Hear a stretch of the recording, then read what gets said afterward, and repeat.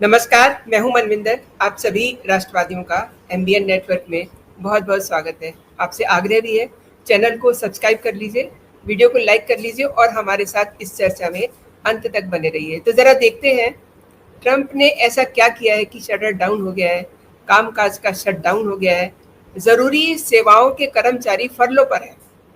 दिलचस्प ये है कि पूरी दुनिया का ठेका लेकर के नोबेल की आस लगाए बैठे डोनाल्ड ट्रंप अपने ही देश में एक बिल तक पास नहीं करा पाए। तो इसे समझते हैं कि ये सब कैसे हुआ।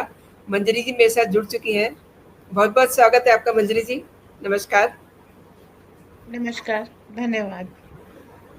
मंजरी जी, ये कैसे हुआ सब? ट्रंप तो घिर गए अपनों में ही, जरूरी सेवाओं के कर्मचारी भी फरलों पर हैं। कि ट्रम्प एक काम कर रहे हैं अपने देश में, वो डीप स्टेट को डिसमेंटल कर रहे हैं। तो डीप ओके। स्टेट को इतना आसानी से तो हट जाने वाला है नहीं, तो फाइट बैक करेगा। तो क्रॉस वोटिंग्स भी होती हैं, इनसाइडर वोटिंग्स भी होती है, एब्सटिनेंस भी होता है, तो वो सारी चीजें ठीक है। एक बिल पास ना होने से किसी की सत्ता नहीं खतरे में आती। ट्रम्प के पास पूरा पूरा 1 साल है, नेक्स्ट ईयर जब उनका मिड टर्म पोलिंग होगी उसके लिए। इस जी। बीच में इम्पीचमेंट अगर वो नहीं कर पाते हैं तो ट्रम्प प्रेसिडेंट बने रहेंगे। जी। बिल पास कराना, ये सारी चीजें खेल होता है। Next time he will be more prepared कि जी। किस तरीके से बिल को पास कराने के लिए किसको खरीदना। भाई देखिए, हमारे लिए क्या होता, वोटिंग गुप्त होती, उन लोगों के यहाँ सबको पता होता किसने क्रॉस वोटिंग की है, कौन एब्सटेन कर गया, क्या हुआ है। ठीक है, उस पे काम किया जाएगा, ये तो शतरंज है। देखिए, युद्ध के मैदान में जब आप जाएंगे, और राजनीति हमेशा युद्ध होता है, तो आप ये कह ही नहीं सकते कि आपको चोट नहीं लगेगी, आपको बैक फुट पे नहीं आना पड़ेगा, आपको अपनी चाल वापस नहीं लेनी पड़ेगी। तो वो सारी चीजें होती है, ट्रम्प के साथ भी हो रही है, बिग डील। कोई बात नहीं, एक बिल नहीं पास करा पाए। आप देखिए, उन्होंने पूरा जहाँ सीआईए का ऑफिस है लैंगली, वो खाली करा जी। लिया। ओके। एफबीआई के बहुत सारे लोगों को हटा दिया, उनको फील्ड पे भेज दिया। तो एजुकेशन मिनिस्ट्री करीब करीब खाली कर ली। अभी ऑफ लेटली उन्होंने अपने काफी सारे जनरल एक मीटिंग के बहाने विश्व से बुला लिए। समझिए, हम्म। जो जहां पर मोस्ट इफेक्टिव चीजें हैं, जैसे भारत को इंडो पैसिफिक दे दिया, तो आप ये इतने सारे देश उसमें आ जाते हैं। अब भारत धीरे धीरे वहां पर बना रहा है। उनको इसराइल का साथ देना था, तो इसराइल का साथ दे रहे हैं।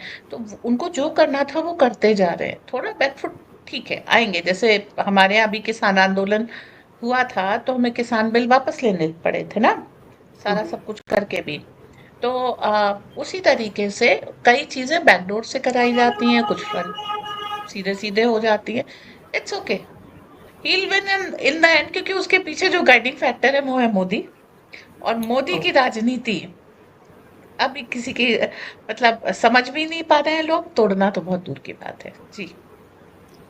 मंजरी जी, आपसे जब बात होती है ट्रम्प को लेकर के, तो आप हमेशा ये रिफ्लेक्ट करती हैं कि ट्रम्प जो कुछ कर रहे हैं वो मोदी के इशारों पर कर रहे हैं। तो ज़रा दर्शकों को ये भी समझाइए कि मोदी कैसे दुनिया को अपने इशारों पे नचा रहे हैं। देखिए, आपने मेडिसिन स्क्वायर का वो सभा याद कर लीजिए, जब हुँ। ट्रम्प पहली बार आने वाले थे, तो उस समय क्या था। अ, अब की बार ट्रम्प सरकार एक नारा दिया था मेडिसिन स्क्वायर में। पहले मोदी जी आए, भाषण दिया, सब लोगों ने उनकी ग्रैंड एंट्री देखी, उसके बाद उन्होंने ट्रम्प को इंट्रोड्यूस कराया। तो आप उस जमाने से देख रहे हैं कि अमेरिका में सरकार मोदी साहब बनवा रहे हैं, ठीक है। लेकिन आज भी मैं कहूं कि ट्रम्प को री इलेक्ट कराने का श्रेय मोदी जी को जाता है, तो लोग कहेंगे क्या बात कर रहे हो, अमेरिका में भारत कहीं सरकार बनवा सकता है। पर ये हो चुका है एक नहीं दो बार, ठीक। तो अब आप समझिए, ट्रम्प ऐसे टाइम टेस्टेड फ्रेंड को कैसे छोड़ सकते हैं। अच्छा, ट्रम्प की एक आप ये देखिए कि उनके फर्स्ट टर्म के एंड में वो प्रेसिडेंट थे, लेकिन लोगों ने उनकी न्यूज बायकॉट कर दी, उनको सोशल मीडिया से बायकॉट कर दिया। वो सिटिंग प्रेसिडेंट थे उस समय, he was in white house and still he was बायकॉटेड। तो अब आप सोचते हैं कि सेकंड टाइम आने पे, अभी 1 साल नहीं हुआ है, वो अमेरिकन सोशल मीडिया को छोड़ देंगे? जिस ट्विटर ने उन्हें बैन किया था उसे छोड़ देंगे, भले ही वो आज एक्स हो गया हो। जिस फेसबुक ने उनको शैडो बैन कर दिया था उसको वो छोड़ देंगे? नहीं ना। उसी समय आप देखिए अचानक से मोदी जी कहते हैं कि भारत को अपना सोशल मीडिया चाहिए। अचानक H1B वीजा पे जो है 1 लाख की फी आ जाती है, $1 लाख की। तो ये सारी चीजें प्री प्लान्ड हैं, कुछ अचानक नहीं हो रहा है। तो दोनों जने सिंक में काम कर रहे हैं। और आप अभी देखिए बोरिस जॉनसन जो यूके के प्राइम मिनिस्टर हैं, वो भी जी। बुलडोजर पे चढ़ करके उन्होंने अपना प्रचार किया था। ऋषि सुनक, आपको मालूम है, भारतीय, वो प्रधानमंत्री वहां के बने थे। आपकी पकड़ बहुत सारे देशों पे बहुत अच्छी तरह से है। लेकिन अगर अभी भी किसी को कहा जाए कि यूके में आप इन्फ्लुएंस रहते हैं, तो वो लोग मान नहीं सकते। अमेरिका में आप इन्फ्लुएंस रखते हैं, लोग मान नहीं सकते। देखिए हमारे यहाँ ट्रम्प ने हथकड़ी बेड़ी लगा करके इलीगल इमिग्रेंट भेजे। उसके बाद हम्म। भारत में क्या शुरू हुआ? हमने आराम से जितने हमारे यहाँ बसे हुए इलीगल इमिग्रेंट्स थे उनको निकालना शुरू कर दिया। अगर हम शुरू में निकालते तो कपिल सिब्बल गए थे ना सुप्रीम कोर्ट, ये जी। बेचारे मासूम हैं, सताए हुए हैं, इनके बच्चों को शिक्षा का हम्म। अधिकार, भोजन का अधिकार वगैरह वगैरह। जब ट्रम्प ने एक बार बेड़ी डाल के भेज दिया, तो अब ठीक है भाई, अब किसी ने जो है कोई सुप्रीम कोर्ट नहीं किया, और आप हर रोज अगर मिनिमम भी माने तो 8-10 बांग्लादेशी उठा करके बाहर फेंक रहे हैं। और जैसे जैसे आप इन बांग्लादेशियों को बाहर फेंक रहे हैं, अब कोई शोर शराबा कुछ सुनने को नहीं आ रहा। ट्रम्प ने अपने यहाँ जो है जो दंगाई थे उनको कंट्रोल किया, मारा, अरेस्ट किया, टेंट उखाड़ दिए यूनिवर्सिटीज में, वो सब। अब आप देखिए, अभी आपके यहाँ भी दंगा हुआ बरेली में, क्या हुआ? पहली बार जी। भारत में हम ये देख रहे हैं कि दंगा करने का अधिकार, सार्वभौमिक संवैधानिक अधिकार था मुसलमानों को, राइट? वो उनके हाथ से छिन गया। हमेशा दंगा करने पे उनको फायदा होता था, लड़की भी मिलती थी, शत्रु भी खत्म हो जाते थे, प्रॉपर्टी भी मिलती थी, पॉलिटिकल माइलेज भी मिलता था, ठीक? अब घर भी टूटता है, संपत्ति भी जब्त होती है, बाकी कार्य काज भी खोल दिए जाते हैं, और थाने में जाके थर्ड डिग्री भी दी जाती है। तो जो वो दंगा प्रॉफिटेबल था उनके लिए, वो खत्म हो गया। तो ये चीजें वर्ल्ड ओवर आप देखिए धीरे धीरे धीरे धीरे एक सिंक में चल रही हैं। पूरा वर्ल्ड वर्सेस डीप स्टेट आप इस समय देख रहे हैं। और इसके जो कहेंगे प्रणेता या आ, आ, जो इसके जनक हैं, या उसको जो इम्प्लीमेंट करने वाले, वो मोदी जी हैं। बाकी जितने भी सत्ताधीश हैं, वो मोदी जी के साथ मिलकर चल रहे हैं। जी। मंजरी जी, एक बात तो वैसे जानना बनती है कि डोनाल्ड ट्रंप की पार्टी को सीनेट में अस्थायी फंडिंग बिल पास कराने के लिए कम से कम 60 वोटों की ज़रूरत थी, लेकिन उनको 55 वोट मिले, यानी कि 5 वोट कम। तो मतलब इसको किस तरीके से लेती हैं आप? नहीं, 5 वोट अगली बार 10 वोट मैनेज कर लिए जाएंगे। देखिए, मैं बार बार कह रही हूँ, ये मैनेजमेंट का खेल है। आप अपनी चाल चलेंगे, वो अपनी चलेंगे। आपके देखिए, और काफी हद तक इनके यहाँ जो सर्विलेंस होता है, उनको पता होता है कि इस बार जाएगा, पास नहीं होगा, अगली बार पास होगा। कभी कभी ऐसा करा जाता है to show that you are weak. राजनीति में हर बार वही नहीं होता जो दिखता है। उन्होंने, हो सकता है ये चीजें बाद में निकल के आती हैं, क्लूज बाद में मिलते हैं थोड़े दिन, कि हो सकता है उन्होंने खुद ही अपना बिल गिरवा दिया हो, ताकि दुश्मन ये समझे कि ट्रम्प कमजोर हो रहे हैं, वो उस समय अटैक करे, और ये उसको मजबूती से गिरफ्तार करे। देखिए सुनजो करके एक चाइनीज वो फिलोसोफर थे, उनका था, अपीयर वीक व्हेन स्ट्रांग। कि जब तुम्हारे पास पूरी ताकत है तो तुम ऐसे एक्ट करो कि तुम कमजोर हो, और इससे तुम दुश्मन को अपनी चाल में फंसा सकते हो। And appear strong when weak, इससे जो है तुम दुश्मन को थोड़ा उसकी हिम्मत कम कर सकते हो। तो दोनों ही चीजें आपको साइमल्टेनियसली अरेंज करनी है। 5 वोट अरेंज कर लेना किसी भी सत्ताधीश के लिए कोई बड़ी बात नहीं है। हो सकता है इसके पीछे कोई चाल वो समय के साथ दिखेगी, अभी नहीं पता लग रहा है। क्योंकि राजनीति में अक्सर क्लूज बहुत बाद मिलते हैं। फॉर एग्जाम्पल, हम लोग बड़े दिनों से अटकलें लगा रहे थे कि करेबियन जो सी है, उसमें अमेरिकन युद्धपोत क्यों खड़े हैं, राइट?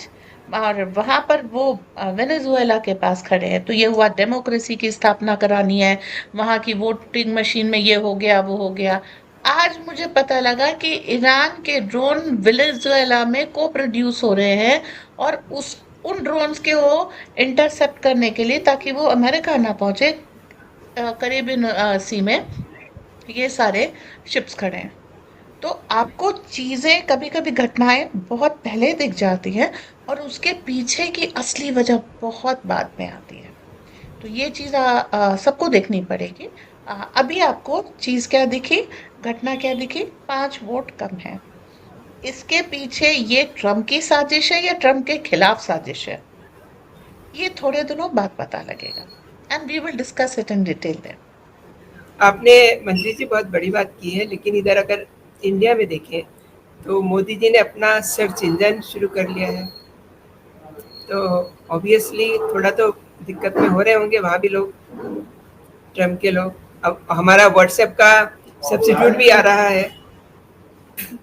जी। जी। तो ये चीजें कोई एक दिन की नहीं होती है। मोदी जी तब कहते हैं जब फर्स्ट फेज, देखिए उन्होंने 15 अगस्त को कहा, और इतनी जल्दी कोई टेक्नोलॉजी बन के तैयार नहीं होती है, मतलब ये पहले से तैयार था।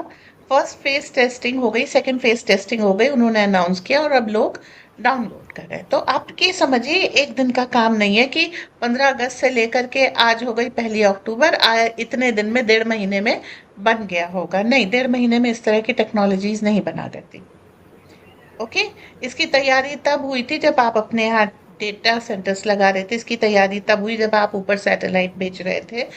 ओके। और आप इंजीनियर्स के लिए कर रहे थे, तो एक लंबी 1 2 साल, बल्कि मैं कहूंगी 5 6 साल की प्रक्रिया के बाद आप यहाँ पहुंचे हैं। तो पीछे बहुत कुछ चलता रहता है, सामने आपको वो टिप ऑफ आइसबर्ग दिखता है जिसे कहते हैं, वो अभी आपको दिखता है। और समय लगेगा।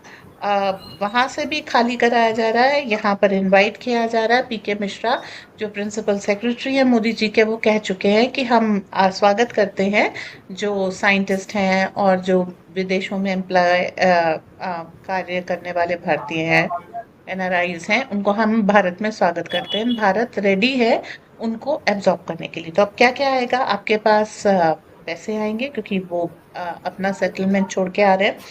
आपके पास वो जो रिवर्स ब्रेन ड्रेन होगा, जो चले गए थे, वो वापस आ रहे हैं। लेटेस्ट मॉडर्न टेक्नोलॉजीज आएंगी, न्यू इनोवेटिव आइडियाज आएंगे, एंड भारत सेंट्रिक चीजें बनेगी, ना कि डीप स्टेट सेंट्रिक। तो अभी शुरुआत है, अभी 10 साल लगे हैं, लेकिन जब आपको लॉन्ग टर्म एक चीज बदलनी होती है, तो 20 साल 30 साल आप ये कह लीजिए कि नींव के पत्थर की तरह काम होता है। जी। एंड मंत्री जी, माइक्रोसॉफ्ट वो तो अमेरिका का है और वो बंद हो जाएगा, तो मैं समझना चाहती हूँ कि उससे काफ़ी नुकसान अमेरिका को भी होगा ना, क्योंकि हमने तो अपना सर्च इंजन शुरू कर लिया है, लोग डाउनलोड कर रहे हैं। जी। माइक्रोसॉफ्ट के जाने से इनिशियल, लेकिन माइक्रोसॉफ्ट के रिप्लेसमेंट बन रहे हैं, और जब तक यहाँ पे रिप्लेसमेंट पूरा तैयार नहीं हो जाएगा, मोदी लंबी लाइन खींचते हैं, ठीक है। तो वो जब तक लंबी लाइन नहीं खींच जाएगी, तब तक कोई भी माइक्रोसॉफ्ट को हाथ नहीं लगाएगा। अभी उनको वार्निंग दी जा रही है कि आप मतलब make a change in your way of function, और लेकिन माइक्रोसॉफ्ट नहीं मान रहा है, और ये सबको मालूम है कि इसका ऑल्टरनेटिव बन रहा है। ओके। इसकी शुरुआत में, जैसे मैंने कहा, डेटा सेंटर बना करके, सैटेलाइट भेज करके, उसके बाद स्पेशलाइज्ड लोगों को लेकर के काम होता है। अब जो खुलेआम इनविटेशन है, इसके बाद ये काम और भी होगा कि हर तरह का जो सोशल मीडिया है, यहाँ तक कि आप ये देखिएगा यूट्यूब का सब्स्टिट्यूट आएगा, आपके स्ट्रीम यार्ड का, सब चीजों का सब्स्टिट्यूट आएगा, एंड इससे बेटर आएगा। जैसे पहले ईमेल आया, फिर एक आया था ऑर्कुट, उसके बाद आया था फेसबुक, फेसबुक के बाद आया यूट्यूब। तो धीरे धीरे बेटर बेटर टेक्नोलॉजीज आती गई। तो इस तरीके से हम ये कहेंगे कि इनके बेटर वर्जन्स आते जाएंगे। आप देख, अब ये स्पेक्यूलेशन है, आप हो सकता है किसी में होलोग्राम टेक्नोलॉजी देखें, किसी में जैसे वो दिखाते हैं नहीं एवेंजर्स में, कि केवल टैबलेट क्या, एक ट्रांसपेरेंट सा ग्लास है, आप उसे टच कीजिए और उसमें सारी चीजें आने लगती हैं। वो वॉचेस जो होलोग्राम का मतलब 2D कहना चाहिए कि आप वॉट्स में से कोई भी चीज आप सामने की दीवार पे देख सकते हैं। वो तो वो सारी चीजें शुरू हो चुकी हैं। फर्दर थोड़े रिफाइनमेंट के साथ, एडवांस टेक्नोलॉजी के साथ चीजें आने लग जाएंगी। तो you have to replace all these existing technologies with better and advanced technologies। थोड़ा समय लगेगा, लेकिन देखिए डीप स्टेट क्या करता है, एक चीज इन्वेंट करता, उसके बाद लोगों को उसमें लॉक करके रखता, क्योंकि वो बहुत ज्यादा चेंजेस नहीं चाहता। जी। जब तक उसको उस पे वो बढ़त ना मिल जाए, काबू, डिसाइडिंग फैक्टर या विनिंग वोट्स ना हो उसके। यही डीप स्टेट की अब आप देखिएगा, जो भी ये कह लीजिए उनकी टेक्निक थी, वो उनके विरोध में यूज हो रही है। जिसको जनरली हम लोग कहते हैं ना, मियाँ की जूती मियाँ के सर पे। तो जी, जी। वही चीज अब उनको रिवर्स दी जा रही है, कि उनको उन्हीं की भाषा में जवाब दिया जा रहा है, उन्हीं के जाल में ट्रैप किया जा रहा है। जैसे अभी डीप स्टेट की एक वो है गेम, आई से गेम, मोडस ऑपरेंडी कहते हैं, हुँ, कि हुँ। वो जेंजी को लेकर के आते हैं और सरकार के खिलाफ आंदोलन कराते हैं। आपने अन्ना आंदोलन देखा था ना, जिससे कि जी, जी। आदरणीय केजरीवाल का जन्म हुआ था, जी। राइट? तो इस तरह की चीजें आपने कर ली, ओके फाइन, फिर किसान आंदोलन वगैरह कर लिए। अभी आपने जेंजी आओ, देश बचाओ के नारे राहुल, केटीआर सबके मुंह से सुन लिए, फिर क्या हुआ? बरेली में जेंजी बाहर निकले, अभी सिकाई हो रही है। ओके। जी। तो डीप स्टेट की जितनी भी टेक्निक्स थी, उनसे ही डीप स्टेट को तोड़ा जा रहा है। समय का वेट कीजिए, सब होगा। मंजरी जी, लास्ट में एक बार फिर से आपको ट्रम्प के पास ही ले जाती हूँ। ये जो शटडाउन हम देख रहे हैं, ये हम्म। मतलब मुझे लग रहा है कि ये तो हर साल का खेल होता है। आप क्या कहते हो? जितना मैं समझ पा रही हूँ। होता, try and try again until you succeed, कोई बात नहीं। जी। आप धीरे धीरे उनकी टेक्निक, आप उनका गेम खेल खेल करके सीखते जाते हैं, क्योंकि उनकी सेट टेक्निक्स हैं। उसके बाद उसमें उसमें इम्प्रोवाइजेशन जो चाहिए, जो खरीद फरोख्त होनी है, जिसे आप हॉर्स ट्रेडिंग कहते हैं, ये सारी चीजें करके you will go ahead. Trump जो चाहेंगे, चाहे उनको अभी उन्होंने फ्लोटिंग जेंडर्स खत्म कर दिए, एजुकेशन डिपार्टमेंट सुधार दिया, अभी इमिग्रेशन पे काम कर रहे हैं, गन वायलेंस पे देखिएगा जल्दी लेकर के आएंगे वो। तो जो कुछ उनके देश के लिए हितकारी है, वो लेके आएंगे, और धीरे धीरे चीजें बदलेंगे। आप देखिएगा कि हमारे जैसी ईवीएम उनके यहाँ भी चलेगी। सही कह रहे हैं। मंजरी जी, आपने मेरे दर्शकों को कई विषयों पे जानकारी दी और मेरे लिए समय निकाला आपने। बहुत-बहुत धन्यवाद आपका। जय हिंद, जय भारत। जय हिंद, जय भारत।